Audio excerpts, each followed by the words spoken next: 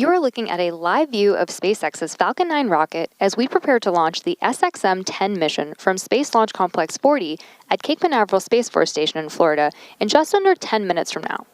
My name is Somi Srivastava, and I'm a heat shield engineer here at SpaceX. And I'm Corey Brendel, a senior software engineer, and we are joining you live from SpaceX in Hawthorne, California. Welcome to our live launch coverage delivering a geostationary communication satellite to orbit on behalf of our customer, SiriusXM. SXM-10 is the latest high-powered satellite joining SiriusXM's fleet and will help provide continuous, reliable delivery of SiriusXM's audio, entertainment, and information services to consumers in the United States, Canada, and the Caribbean. There are more than 165 million SiriusXM-equipped vehicles on the road today that rely on SiriusXM's proprietary satellite network. At just under T-minus 10 minutes tonight, everything is looking good for an on-time liftoff, and the range is ready to support. We have been watching weather conditions all night, but it seems to be working in our favor. If for any reason we are unable to launch today, a backup opportunity is available tomorrow at the same time. And with that, let's take a moment to learn a bit more about the Falcon 9 supporting today's mission. Falcon 9 is the world's first orbital-class reusable rocket.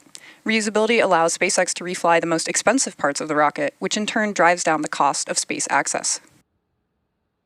The two-stage rocket stands 229 feet tall and generates more than 1.7 million pounds of thrust at sea level.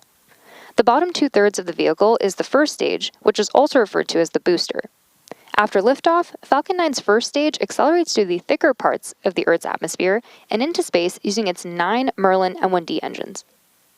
After stage separation, today the booster will land on our drone ship, A Shortfall of Gravitas, which is currently stationed in the Atlantic Ocean. This particular booster will be returning to Earth for its 8th time.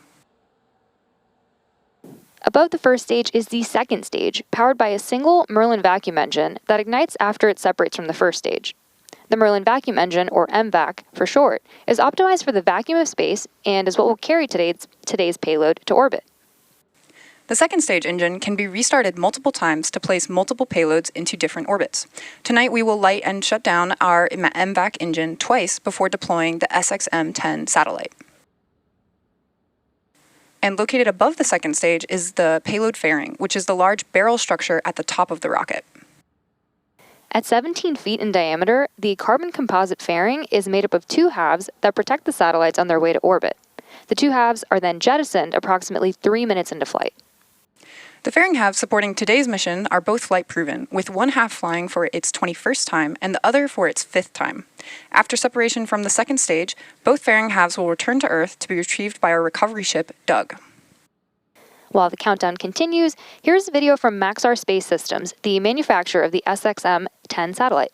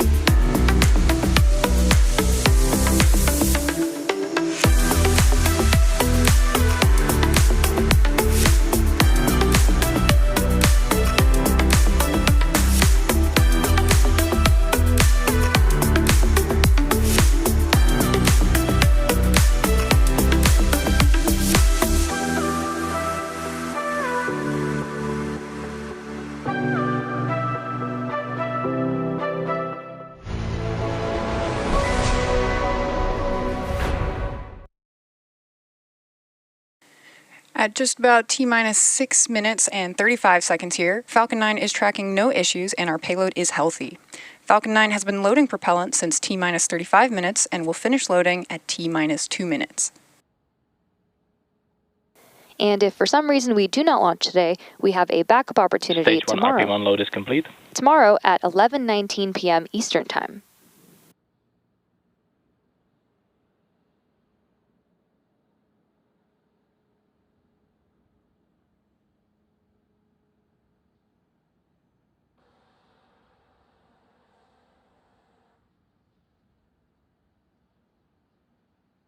Next up, the transporter erector, or TE, will retract away from Falcon. That's the large truss structure you see there next to the rocket. First, we'll see the clamps open around the second stage, and then the TE will begin to pull away from the rocket.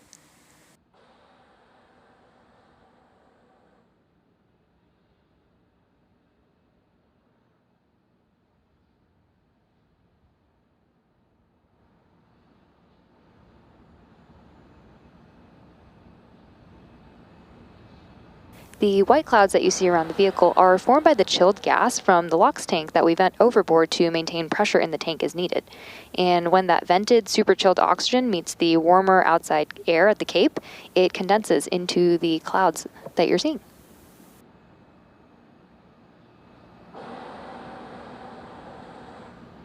So those clamp arms will begin to open in about 40 seconds from now, and then Falcon 9 tanks are pressurizing for strongback retract.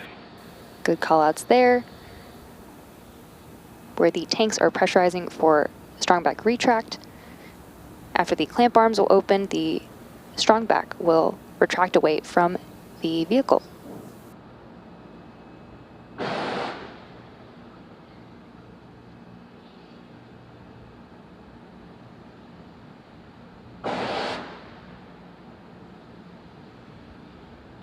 Strongback retract has started.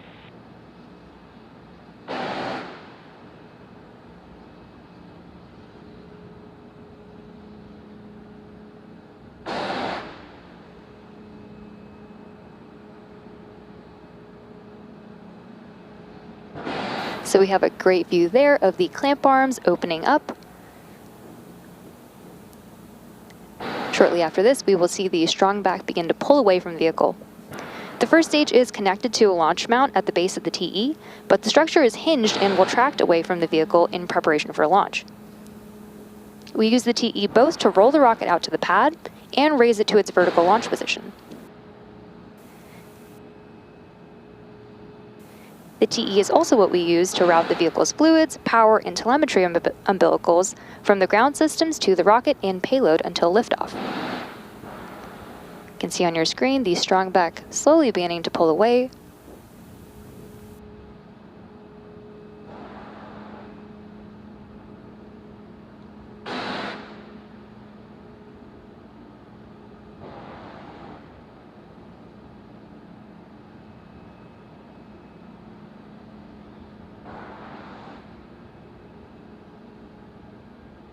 At this point in the countdown, both the first and second stages are nearly fully loaded with 1 million pounds of kerosene fuel and liquid oxygen. Both first stage and second stage should finish loading propellant about a minute apart from each other. The first stage is finishing up at T-3 minutes, and as mentioned earlier, we'll expect to hear that second stage fuel completion call out at T-2 minutes.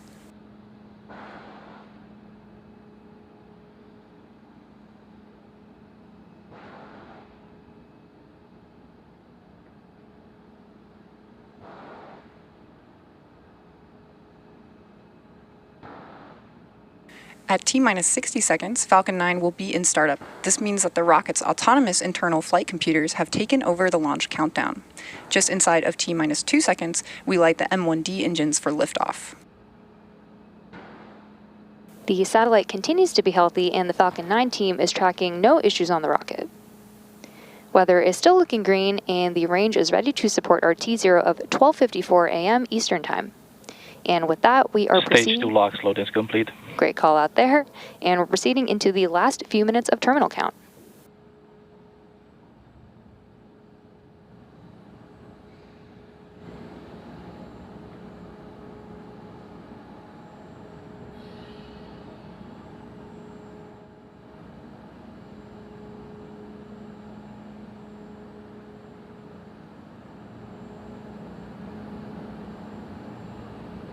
Gas launch closeout.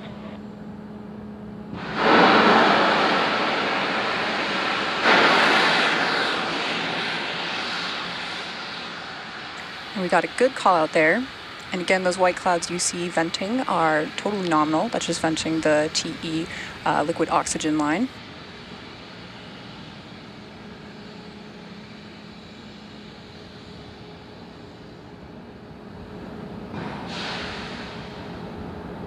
Falcon 9 is in startup. And we just heard that call out. F9 is in startup.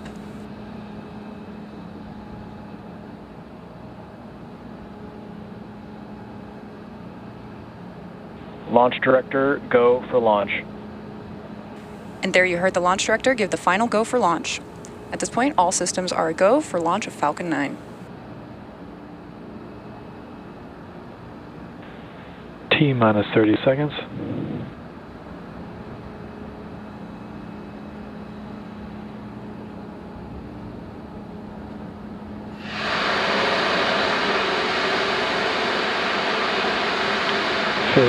Seconds.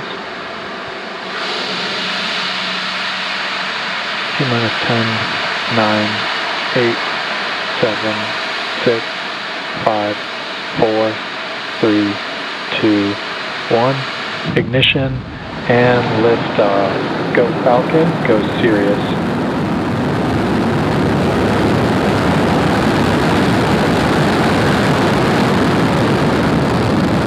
Vehicles pitching downrange. Stage 1 propulsion is nominal.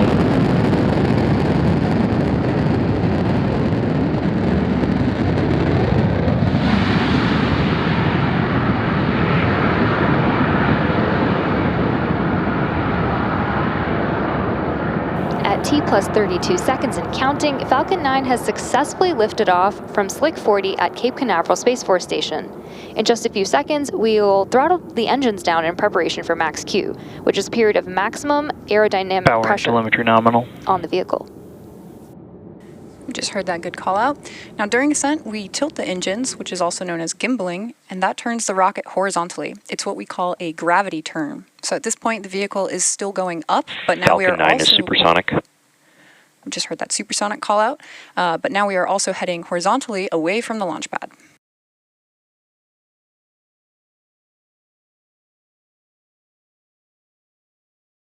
Max Q. So the rocket has now just passed through max Q, where it experiences the greatest mechanical stress in flight. The rocket typically needs to go 17,500 miles per hour horizontally in order to avoid being pulled back down to Earth and get into orbit. You can keep an eye on the Stage 1 telemetry on the bottom of your screen.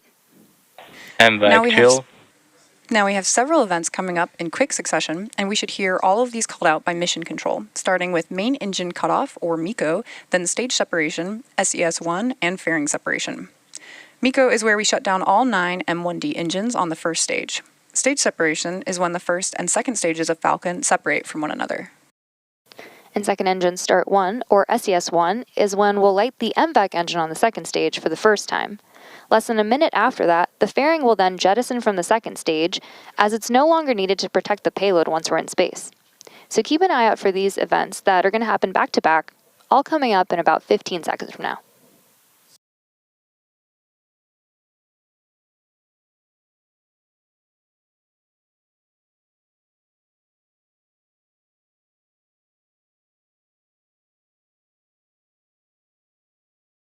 Main engine cut off.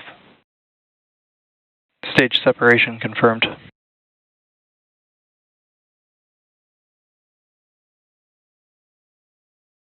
MVAC ignition.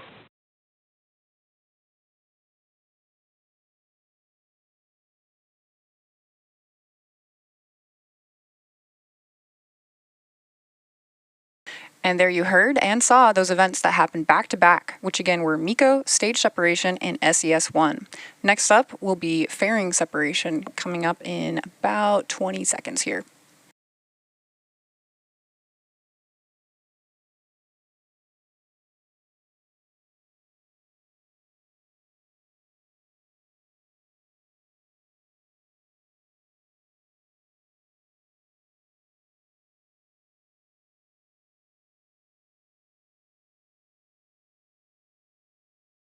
Fairing separation confirmed.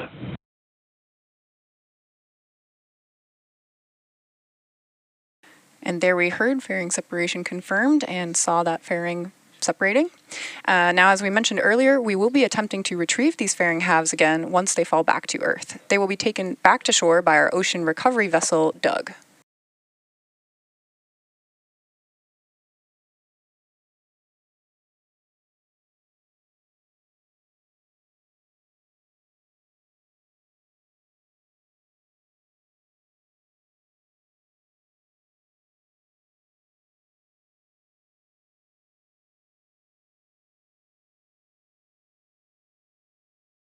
It's now T plus 4 minutes and 17 seconds into today's mission.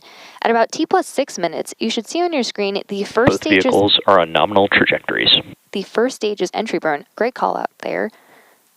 To start the entry burn, we will relight 3 M1D engines, starting with the center engine, known as E9, followed shortly after by the E1 and E5 engines, which is similar to pumping the brakes to slow down the vehicle as it passes back into the Earth's atmosphere. We need to slow down to reduce re-entry forces, which then helps us recover and reuse the first stage. During the entry burn, Falcon 9 is decelerating by firing its Merlin engines, but we are still moving really fast. This causes the vehicle to fly through Merlin's exhaust gases, also known as the rocket's plume, which deposits a layer of soot onto the vehicle's surface.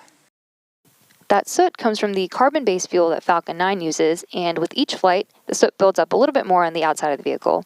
And oftentimes, prior to launch, you can see that soot from prior flights on the first stage. Now, as you can see on your screen, the second stage is still picking up speed and heading to its destined orbit. We're going just over 13,000 kilometers an hour here.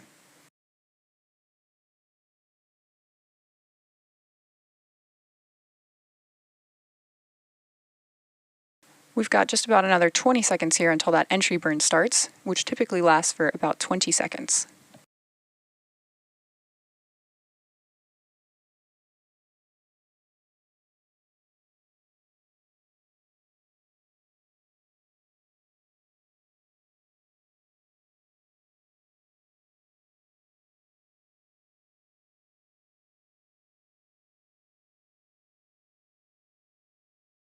Stage 1 entry burn startup. Stage 1 FTS has saved. So engines 1, 5, and 9 have all relit for the entry burn. The Falcon 9 first stage that is supporting today's mission is performing this entry burn for its 8th time. Reusability is key to lowering the cost of spaceflight, which enables more investments in critical scientific research.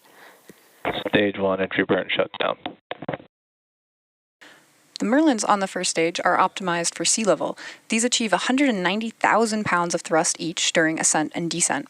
At liftoff, Falcon 9's first stage has thrust greater than 5 747 airplanes at full power. The MVAC engine, which has a much wider nozzle than the M1D, is optimized to 220,000 pounds of thrust in vacuum. Coming up next, we will start our landing burn on the first stage, followed quickly by MVAC engine shutdown on the second stage.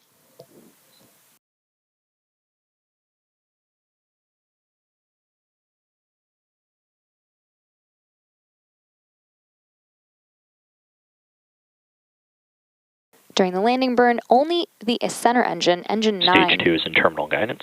will be used to Stage land the 1 vehicle transonic. on the drone ship. So that should be starting up in about 20 seconds from now.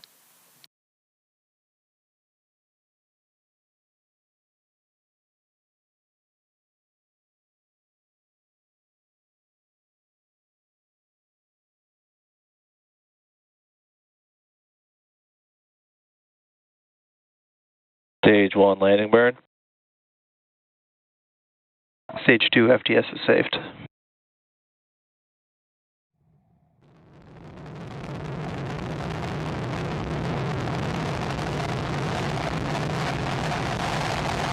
Landing lead deploy.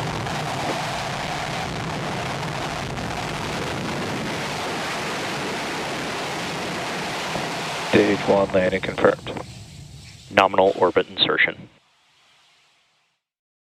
So we just had confirmation of nominal orbital insertion for the second stage.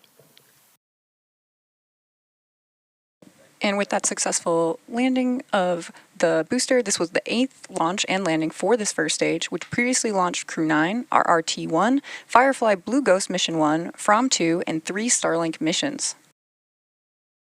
So with that, stage 2 is embarking on its coast phase, after which the MVAC engine will relight for a second time at about T plus 26 minutes. And that will be followed by payload deploy. We're going to take a quick break here and leave you with some nice space tunes. We'll see you back here in about 15 minutes.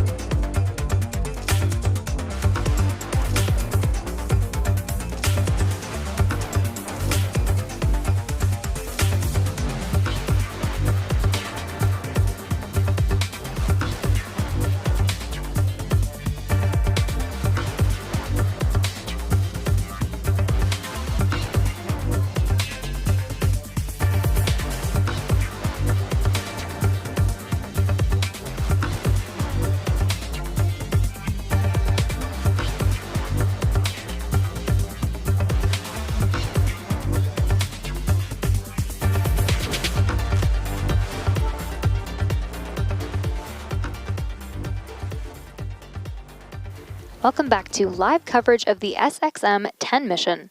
We've had a great mission so far with an on-time liftoff at 12:54 a.m. Eastern Time from Space Launch Complex 40 at Cape Canaveral Space Force Station.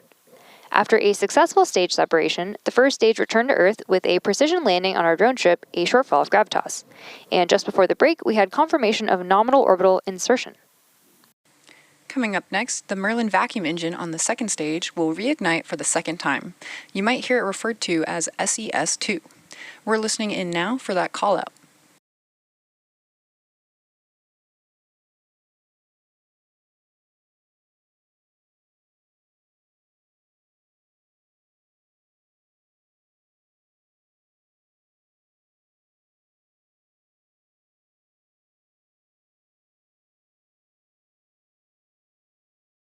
MVAC ignition.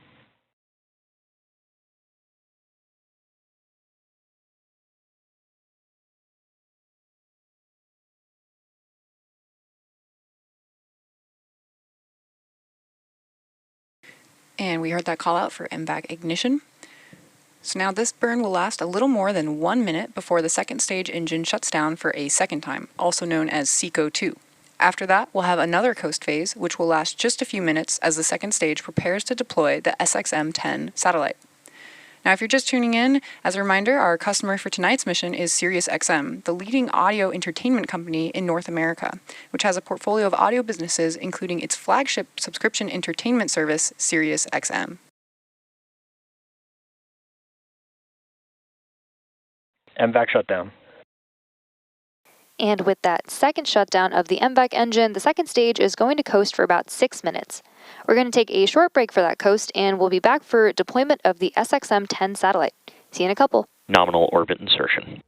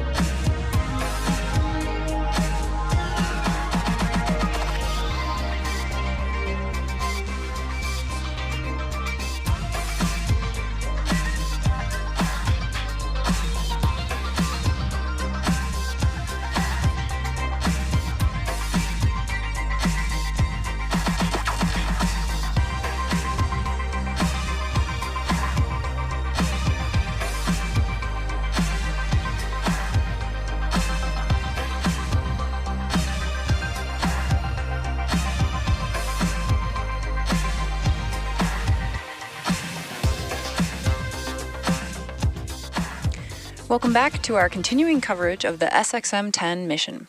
Before the break, the Merlin vacuum engine on the second stage reignited and burned for a little more than a minute before successfully shutting down for the second time. And now we're less than a minute away from expected payload deploy, which we should be able to see as it happens. As a reminder, our customer for tonight's mission is SiriusXM. SXM-10 is the latest high-powered satellite joining SiriusXM's fleet, following up the SXM-9 satellite, which was launched by SpaceX 6 months ago.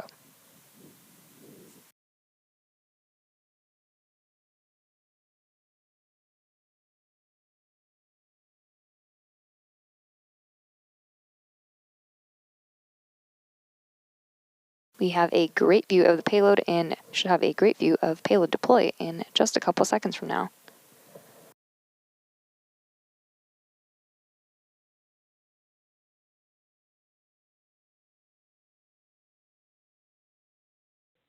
SiriusXM-10 payload deploy confirmed. And we just heard the call, and there you can see successful deployment of the SXM-10 geostationary communications satellite. Incredible view there. And that will wrap up tonight's live coverage of the SXM-10 mission. All of us here at SpaceX want to thank our customer, SiriusXM. We also want to thank the Eastern Range and Federal Aviation Administration for supporting today's mission. If you're interested in more launch coverage, be sure to check out spacex.com/launches for the most up-to-date information. And remember to follow @SpaceX on X. Thank you for tuning in, and we'll see you again soon.